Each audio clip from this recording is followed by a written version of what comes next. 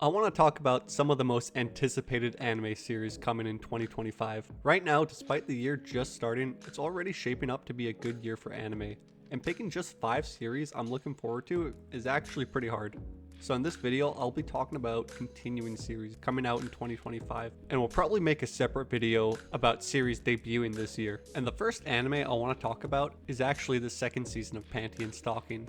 It's wild that almost 15 years later, we are getting a second season for Panty and Stocking. A little inspiring for anime fans who don't initially get a second season for their favorite anime, but this is great news without spoiling anything. The ending for Panty and Stocking was such a cliffhanger that at the time it seemed like a joke ending, which would suit the wild and unhinged type of show Panty and Stocking is, but it's also left so much room for a continuation of the series. I don't know if the type of humor Panty and Stocking have will hold up as well as it did in the past. Something like Borderlands series has had a lot of the humor not age well, but even in 2025, I think Panty and Stocking is an enjoyable show. It doesn't aim to be a masterpiece, it's crude, unhinged fun, and I'm excited to see where the second season goes. And regardless, whatever Trigger makes is always fun to watch. The second continuing series I'm personally excited for is Ranma 1/2. I've enjoyed the remake more than I initially expected.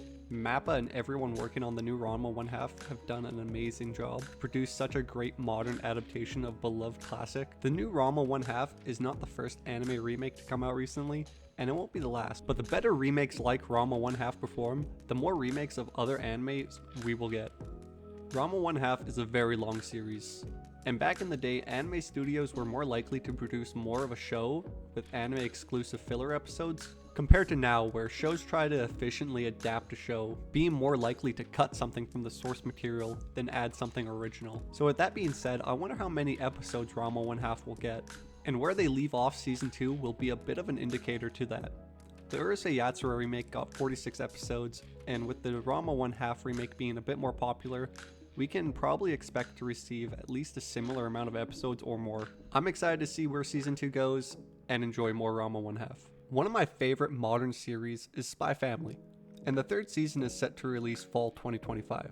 So of course, I'm excited. Spy Family is a pretty consistent show, so the third season will continue that consistency. It definitely isn't going to be as hype as the next 2 anime on my list, but Spy Family is such a great comfort show with incredibly charming and interesting characters, a solid plot, and a really original and unique world in the sphere of anime. So of course, I'm looking forward to the new season. The new season's not going to be a game changer of any kind, but it is going to be the same old fun that we're accustomed to with this series. But if we're going to talk about heavy hitters, we need to talk about the Chainsaw Man movie, Rizzy Arc, which will definitely be one of the best things to come out in 2025. Mappa absolutely killed it with the first season of Chainsaw Man. It was outstanding, the amount of effort they put into it. And with the trend of anime movies recently, we can expect them to put just as much or even more effort into the Chainsaw Man movie. I don't know what I would consider the peak of Chainsaw Man. It's kind of just a wild ride that gets even more crazy the more it progresses, but I'm sure the movie will be a huge success. We've seen how well Mappa can produce anime, but getting a high profile anime movie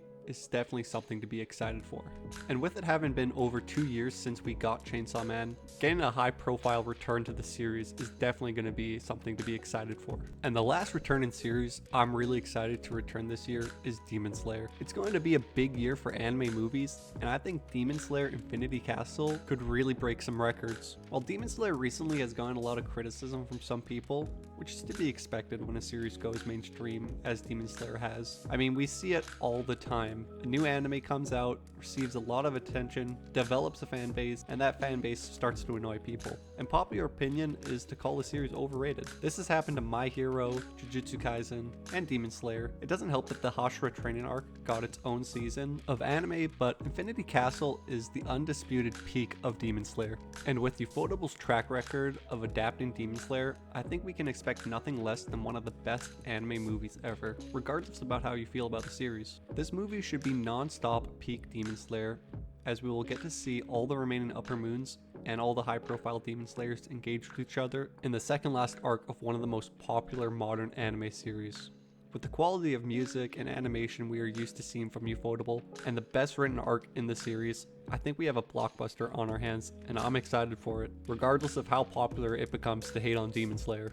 I mean, I think we can all agree that despite how bad the Hashira training arc was, the last episode was so goddamn hype. and it's all building up to the peak of Demon Slayer, which is gonna be this movie coming out this year. Anyways, those are the returning series I'm most excited for in 2025. Obviously, there's a lot of high profile shows returning this year, like the final season of My Hero, One Punch Man, Dandadan, and Apothecary Diaries. This could easily be a top 10 list without even talking about new series. So what anime are you guys excited to watch this year?